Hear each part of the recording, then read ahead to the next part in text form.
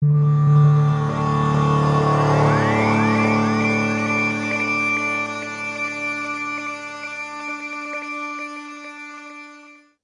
amis, merci d'être fidèles à notre rendez-vous sur notre chaîne YouTube pour cette chaire Henri Lafontaine. Henri Lafontaine, on vous en a déjà beaucoup parlé, son attachement au droit international, au pacifisme, un juripaciste. C'est aussi, on l'a dit, un homme qui chérit l'émancipation, l'éducation, la place des femmes dans la société avec sa sœur Léonie, mais on oublie peut-être que ce grand bourgeois, somme toute, était aussi, à sa manière, un adepte, ou en tout cas quelqu'un qui a étudié le collectivisme. En 1897, il publie un texte qui a trait au collectivisme, et en tout cas c'est dans cette version-là que la Fondation Henri Lafontaine a reproduit ce collectivisme sous la plume et l'analyse de Pierre-Paul Matter, qui est avec nous. Pierre-Paul qui a dirigé longtemps le service fédéral qui est concerné par ces matières économiques et sociales. Bonjour Pierre-Paul. Bonjour Eddie, bonjour à toutes et à tous. C'est un grand bourgeois qui pond un texte sur le collectivisme. Ah oui, mais à l'époque, le Parti socialiste, à sa fondation, est composé en tout cas de beaucoup de bourgeois transfuges de classe, je dirais, qui vont se mettre au service de la classe ouvrière. Et dans le parti au début, il y a pas mal de transfuges qui passent du Parti libéral vers le Parti socialiste, dont d'ailleurs Henri Lafontaine. Il faut dire qu'il y a un élément qui va être fort dans ce passage d'une série de libéraux progressistes vers les socialistes. C'est en 1893, il y a une proposition de loi qui est analysée à la Chambre et sur le suffrage universel. Et alors que peu avant, il y avait eu une grande manifestation à Saint-Gilles, je pense ne pas me tromper si on était autour de 200 000 personnes, énorme, avec au bout de cette manifestation, ce que beaucoup connaissent sans doute encore de leur cours d'histoire, le fameux serment de Saint-Gilles. C'est-à-dire que libéraux progressistes et socialistes ensemble lutteraient jusqu'au bout pour avoir le suffrage universel. Et puis, lorsque la loi passe, patatras, toute une série, les libéraux, le Parti libéral, acceptent à titre de compromis le suffrage plural et pas le suffrage universel. Du coup, toute une série de libéraux progressistes claquent la porte, passent au Parti socialiste. Et Henri Lafontaine, jusque-là, avait eu la double appartenance entre le Parti libéral et le Parti socialiste, et va lui aussi passer alors vers le Parti socialiste. Et en 1894, il y a des élections législatives, et ça c'est véritablement, comment vais-je dire, une surprise extraordinaire. Plus de 20, je n'ai plus le chiffre exact en tête, mais plus de 20 députés socialistes entrent au Parlement. Du jamais vu. Du jamais vu. Un séisme légal, mais pour la droite, un séisme quand même. Au point que cette victoire peut être grisante et on peut se demander au bout de cette victoire, est-ce que si demain on a le suffrage universel, on ne va pas pouvoir effectivement installer toutes les réformes que l'on souhaite si les socialistes continuent à engager ce genre de victoire et donc ainsi pouvoir changer la société par le biais du suffrage universel. Et ce changement de société, pour les socialistes, et c'est là que j'en viens alors au livre d'Henri Lafontaine, ce changement de société passe par la reprise des moyens de production par l'État. Il faut que l'ensemble du peuple retrouve son bien, hein, c'est-à-dire que la collectivité retrouve ce qu'ils considèrent comme être leur bien, c'est-à-dire les moyens de production, mais aussi les moyens de l'agriculture, etc., au niveau de l'État. Alors, ça va être une idée de collectivisme très démocratique par ailleurs. Hein. On n'est pas là dans une espèce de stalinisme, de collectivisation de forcer des terres ou quoi que ce soit. C'est avec une idée de très forte démocratie. Peut-être qu'on pourra y revenir. Mais donc, changer la société, aller vers une société socialiste, passe par le collectivisme. Et donc, voilà le fondement de ce livre. Est-ce qu'on pourrait, précisément, pour l'opposer au collectivisme stalinien, forcé, la découlakisation, etc., que l'on a connu, qui ont débouché sur les crimes comme le Holodomor en Ukraine, est-ce que l'on pourrait parler ici d'un collectivisme libéral ? Libéral, je ne sais pas, parce que il y a, en tout cas dans l'esprit des socialistes, y compris d'Henri Lafontaine, de fer au feu. Soit on va vers le collectivisme parce que de toute façon on ira, parce qu'il y a derrière ça un déterminisme très fort, la société va dans ce sens, c'est la pente de l'histoire et on va y arriver. Alors, si c'est la pente de l'histoire, s'il y a déterminisme fort, à quoi ça sert de s'y opposer ? Toute personne raisonnable devrait considérer qu'effectivement, cette solution est la bonne. Et cette solution est la bonne aussi parce qu'elle va permettre de créer une meilleure société. On y revient, il faut absolument y revenir parce que sinon, on est dans l'économisme. Mais ce n'est pas de l'économisme. Et donc, c'est la pente de l'histoire. Et donc, rationnellement, si tout le monde est de bonne volonté, allons-y. Bon. Mais si on reste si certain, si des forces politiques restent de mauvaise volonté, à ce moment-là, l'autre fer au feu, c'est la révolution. Certes, Henri Lafontaine n'est pas du tout révolutionnaire. Non. Il ne souhaite pas du tout en arriver là. Hein, et pour lui, c'est l'horreur, cette révolution. Mais il dit, puisque l'aboutissement, c'est celui-là, eh bien, si la voie raisonnable ne fonctionne pas, ben, on va finalement arriver à cette voie horrible, mais qui va dans la pente de l'histoire, elle aussi, qui est la voie révolutionnaire. On va immédiatement alors embrayer sur cette spécificité qui fait que, alors que à nos oreilles d'aujourd'hui, ou en tout cas pour beaucoup, collectivisme se réduit au champ économique, vous nous dites, non, Henri Lafontaine et ses amis ou ses collègues pensaient le collectivisme de manière plus philosophique, de manière plus intellectuelle, pas strictement économique, c'était aussi une émancipation des esprits. Jusqu'où allait ce collectivisme ? Alors, je pense que d'abord que il faut dire que pour arriver à la fin à cette fin, le collectivisme, pour les socialistes qui sont proches d'un penseur français, mais fort intéressant, parce que c'est un penseur français qui parle allemand. Donc il a lu les auteurs allemands, ce qui est rare quand même à l'époque. Benoît Malon. Il traduit, par exemple, un auteur allemand important à l'époque qui fait l'objet de discussions entre les socialistes et libéraux progressistes du temps de La Fontaine, avec La Fontaine, un Scheffle. Et donc, ce Benoît Malon va incarner ce qu'on a appelé après coup un socialisme moral. Qu'est-ce que ça veut dire ? Ça veut dire que pour ces socialistes, pour arriver à ce but, qui est le collectivisme, mais pas seulement on y vient, tous les moyens ne sont pas bons. Tous les moyens ne sont pas bons pour arriver à ces fins. Et au contraire, si on veut construire une société meilleure, ce qui est bien le but derrière le collectivisme, qui est un des aspects de cette société meilleure, pas le seul, si on veut aboutir à une société meilleure, il faut que les moyens qu'on met en œuvre pour arriver à cette société soient déjà meilleurs.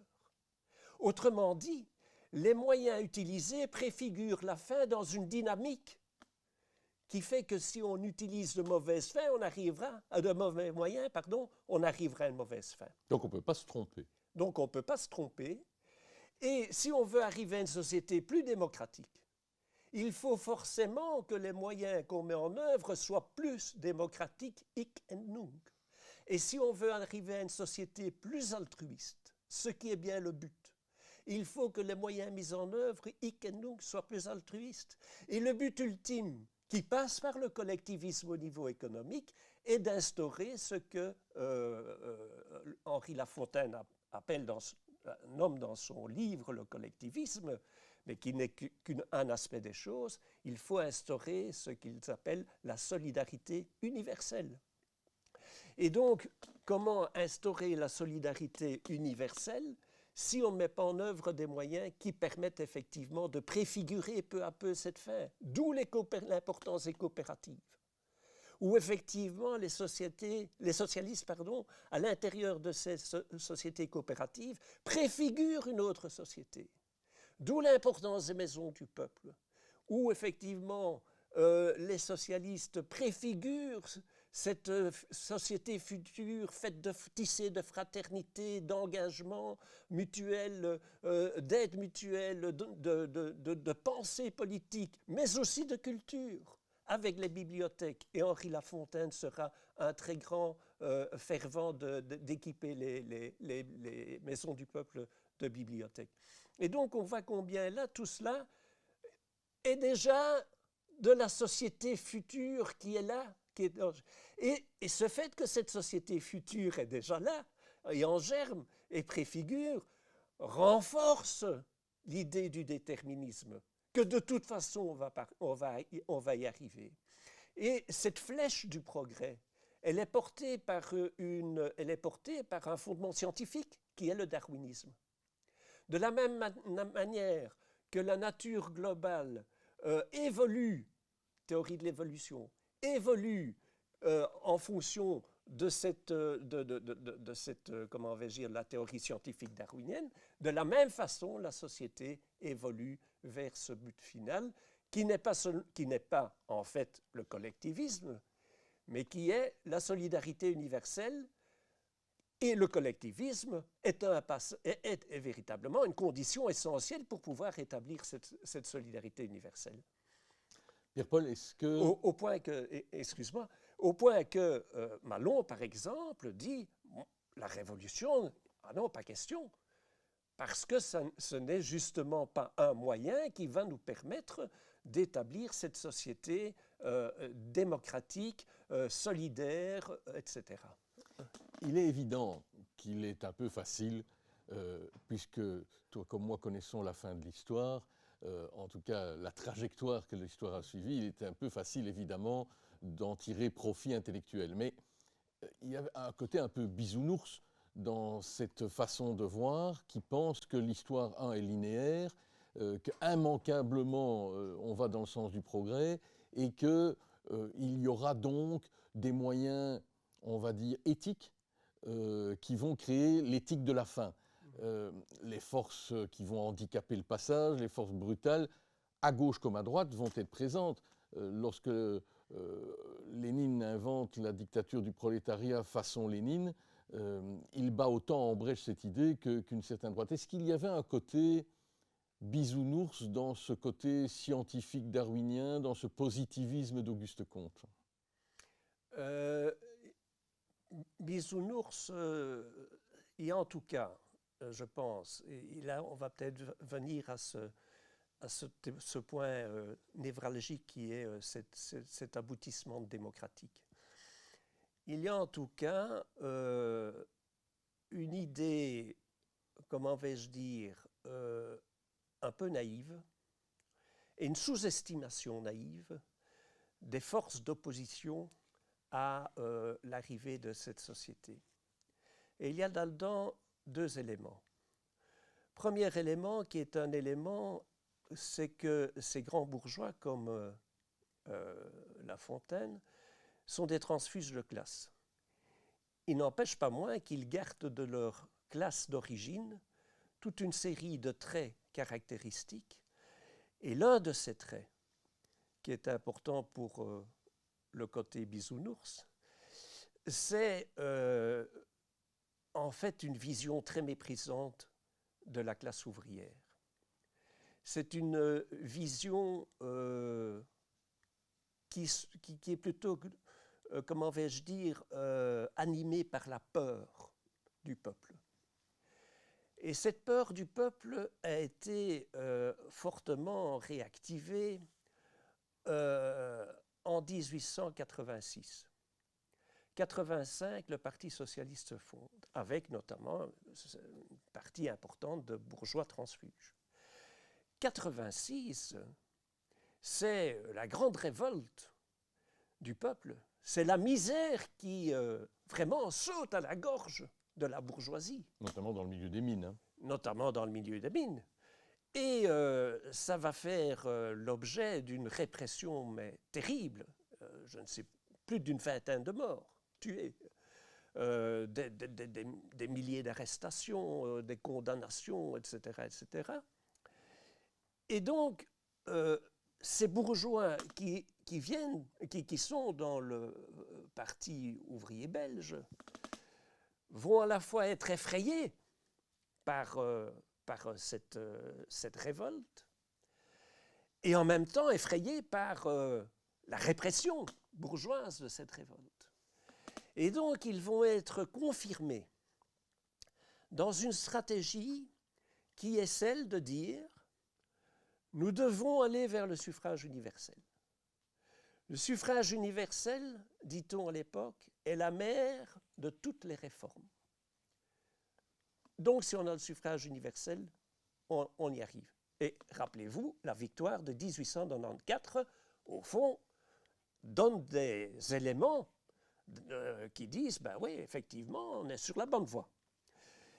Donc, le suffrage universel comme voie paisible d'arriver au changement de la société. 2, l'organisation des travailleurs, ça c'est très important, la formation des travailleurs, etc.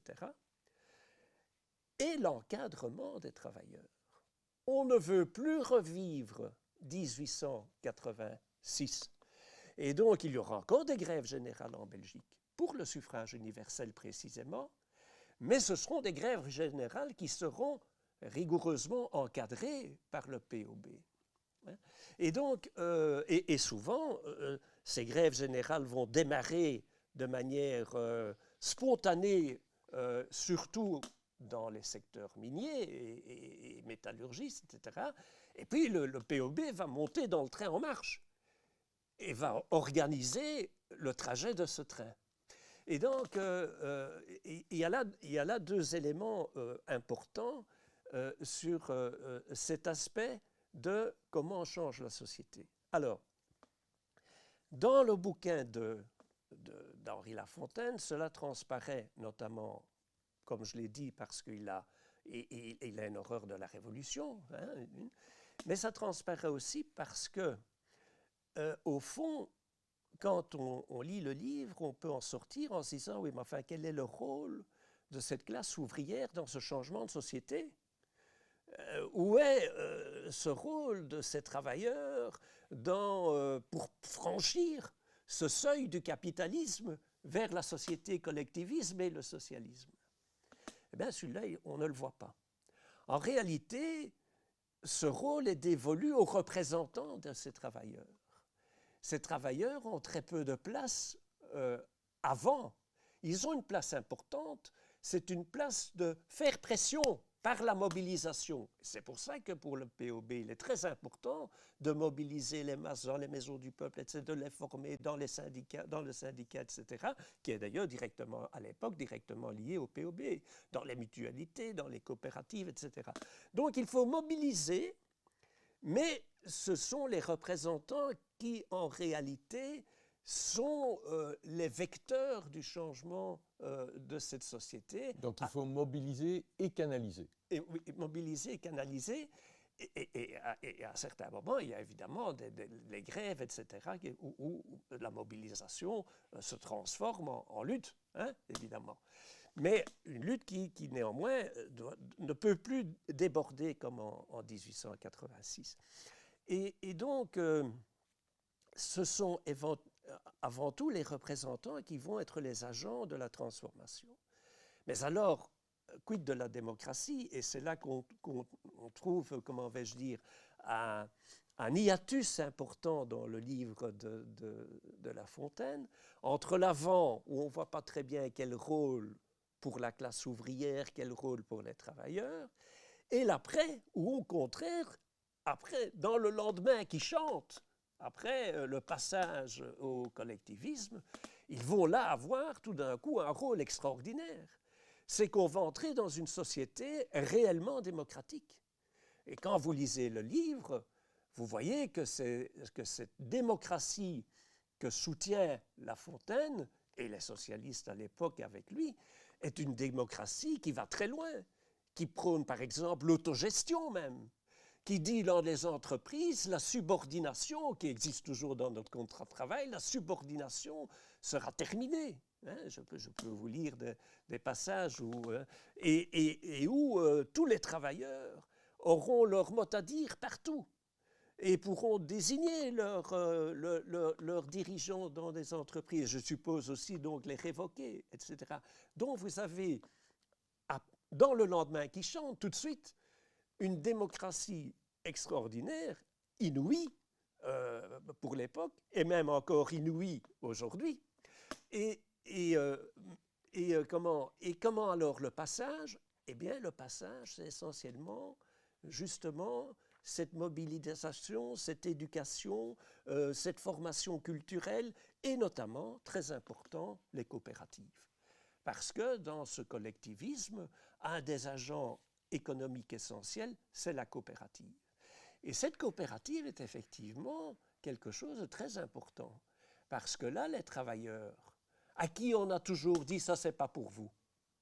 La lecture dans les maisons du peuple, ça, c'est pas pour vous.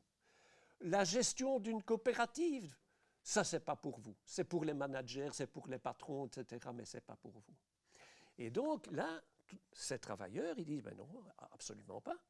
Et les socialistes leur disent « non, non, pas du tout, c'est pour vous, c'est pour nous. Et demain, c'est nous qui serons à la manœuvre.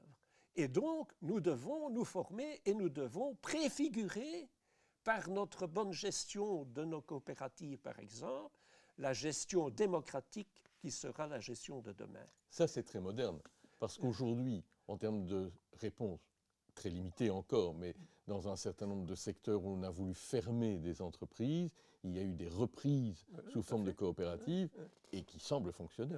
Oui, tout à fait. Oui.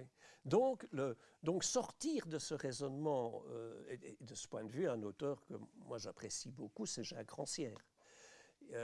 Sortir de ce raisonnement, c'est pas pour nous ou c'est pas pour vous, est véritablement fondamental dans cette lutte vers plus d'égalité, vers plus de démocratie. Alors, il y a quand même encore quelques paradoxes ou paradoxes apparents à évoquer.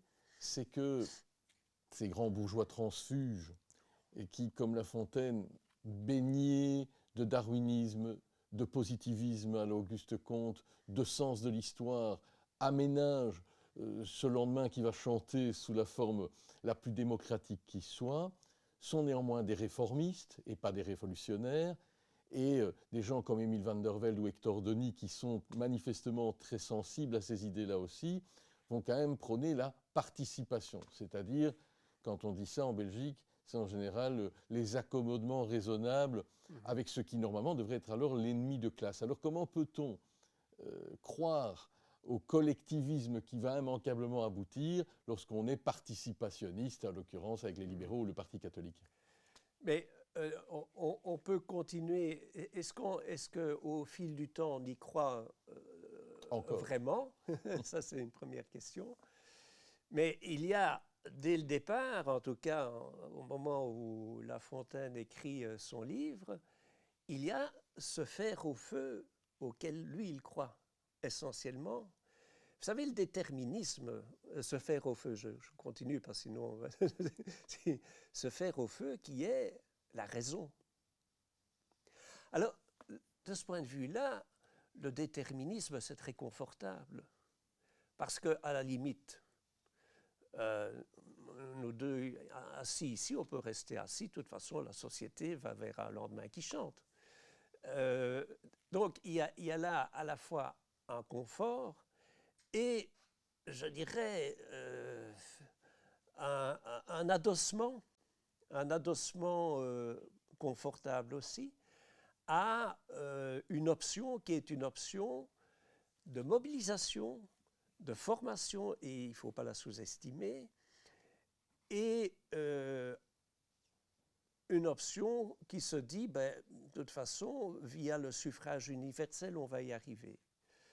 Et pour y arriver, on fait toute une série de compromis, d'autant plus que dans l'affaire, on a un ennemi commun, qui est le cléricalisme, qui est le parti catholique qui est au pouvoir depuis X années, en 1894 par exemple, qui fait barrage à l'enseignement officiel, qui fait barrage au développement de la laïcité. Oui, c'est la rare expérience de Van Humbeek, premier ministre de l'Éducation nationale, mais dont tous les plans sont battus en brèche par le retour des catholiques au pouvoir. Exactement.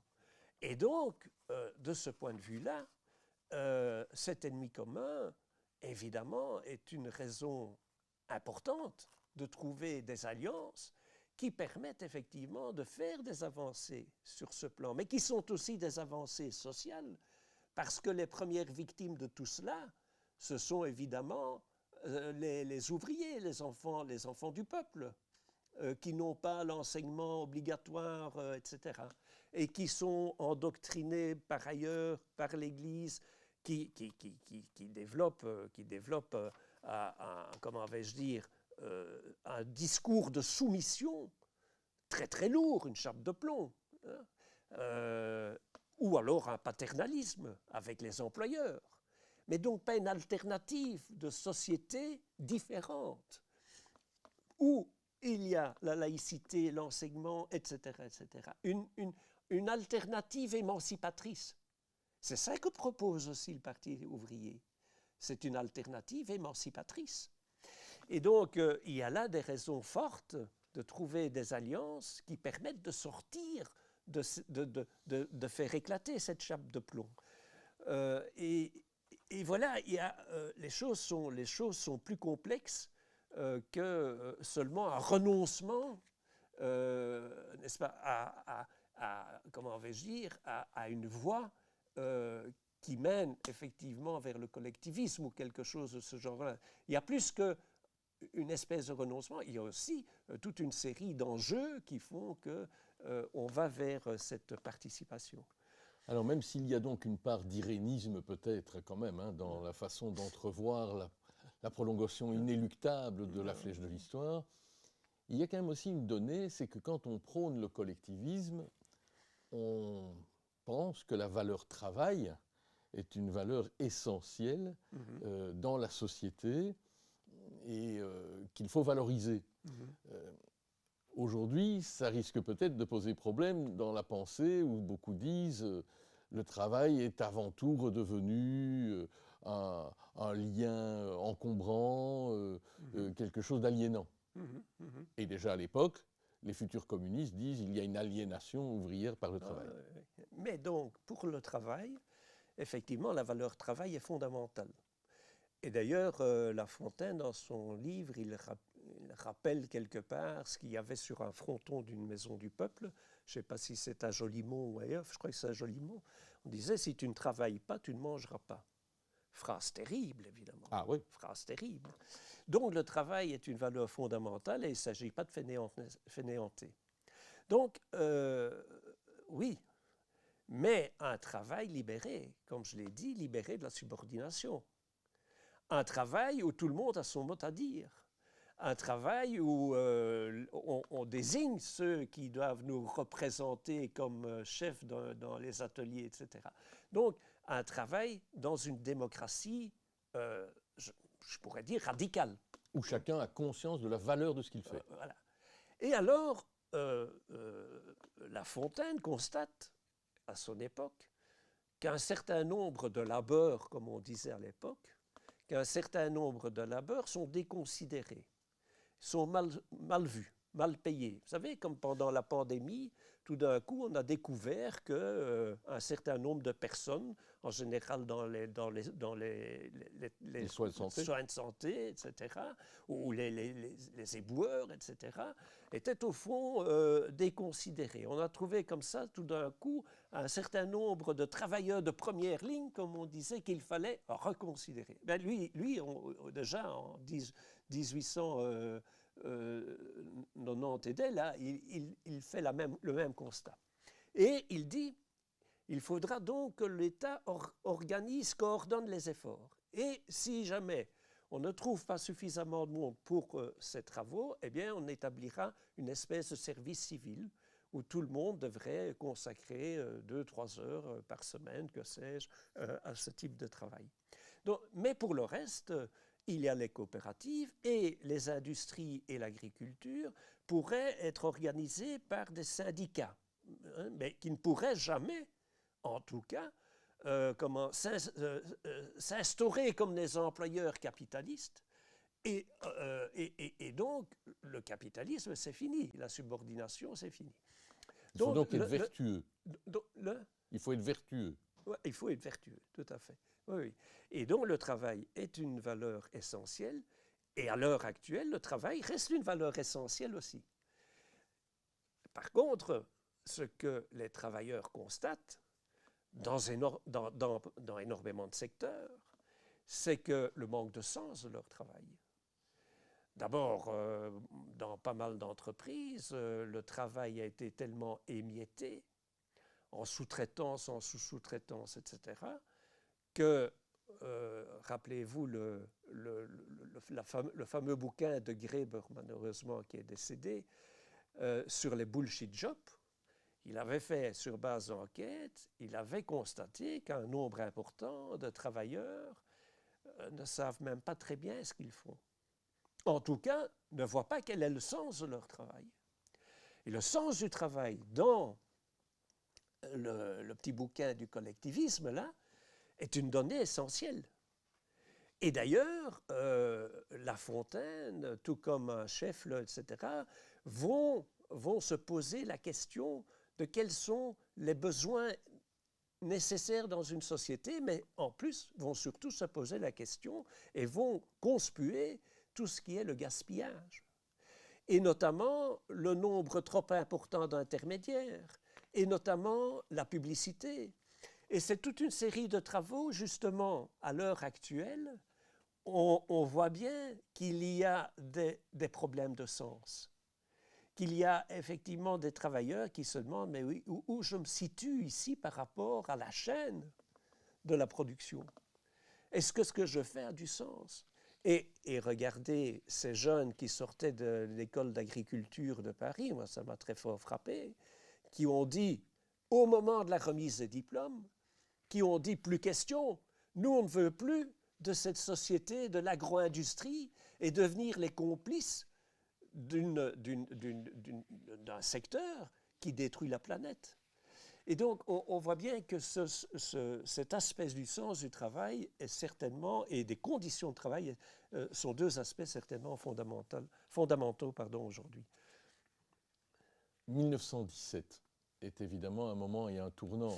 Il y a la révolution bolchevique en Russie, l'instauration d'un nouvel ordre qui va effrayer considérablement. Est-ce que, un peu de la même manière qu'il va voir sa société des nations en quelque sorte s'écrouler, Henri Lafontaine et les autres que nous citions qui étaient les tenants de ce collectivisme vont à un certain moment se rendre compte que la ligne de l'histoire n'est pas aussi linéaire qu'ils l'imaginaient? Je pense que oui, quoique moi je me suis limité à l'étude de cette époque-là, mais il faut bien voir que le collectivisme, c'est un moment dans la pensée d'Henri Lafontaine, un moment qui ne va pas vraiment revenir. Et donc c'est ça que je disais tout à l'heure, intimement, est-ce qu'il est vraiment convaincu, lui, du collectivisme? Ça, c'est autre chose. Je pense que dans la révolution russe et le léninisme, il y a une critique à l'époque de Rosa Luxembourg qui est très intéressante et qui revient sur ce dont on parlait là tout à l'heure avec Benoît Malon, les moyens et les fins.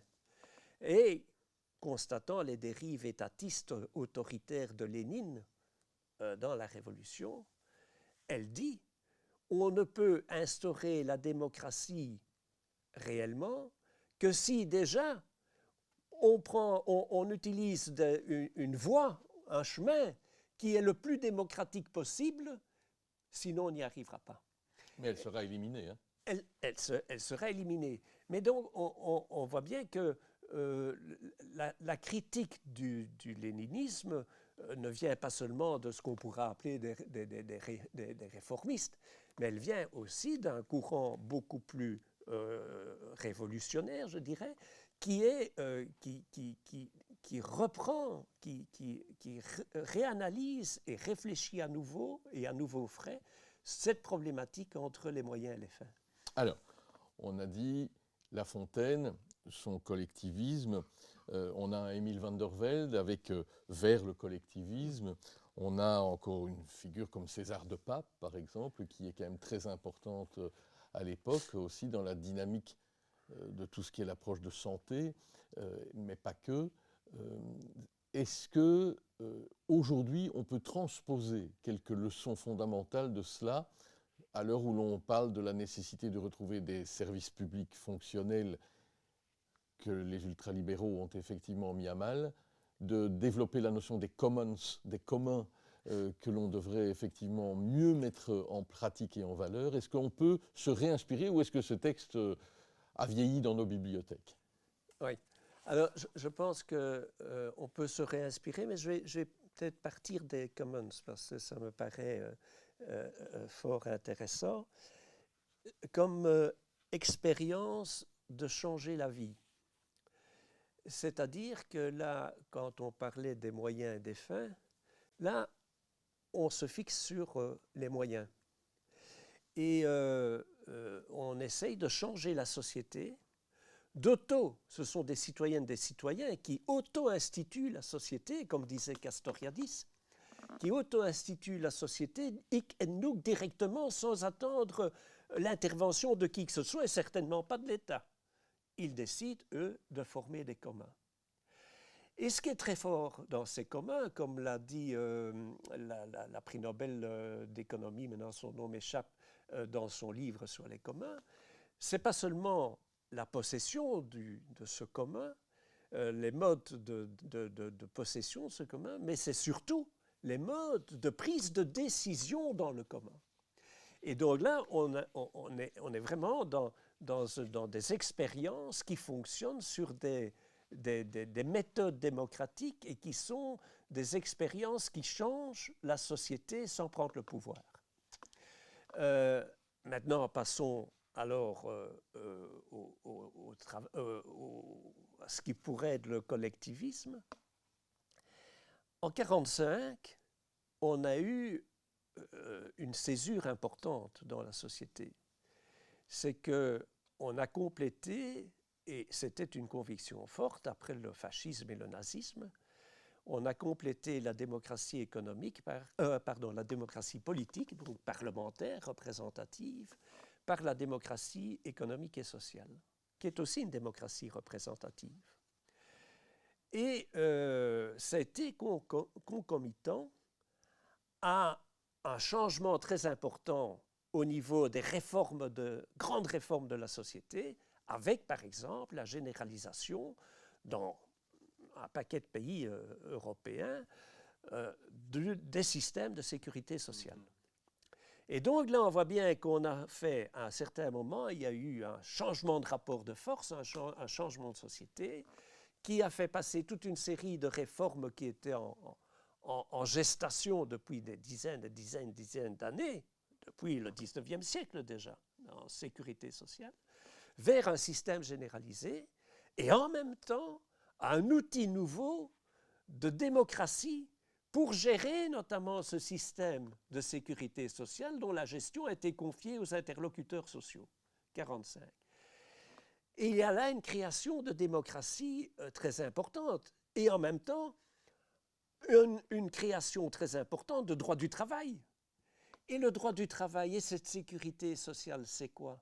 Ce sont des outils collectifs qui doivent faire pression contre ce mécanisme du marché qui monte les travailleurs les uns contre les autres, ce mécanisme du marché qui fonctionne sur la compétition entre toutes et tous, qui fonctionne sur la concurrence, et qui fait que finalement, celles et ceux qui ont le moins de moyens sont d'office perdantes. Et donc, droit du travail et sécurité sociale, ce statut du travail, justement, ce double statut,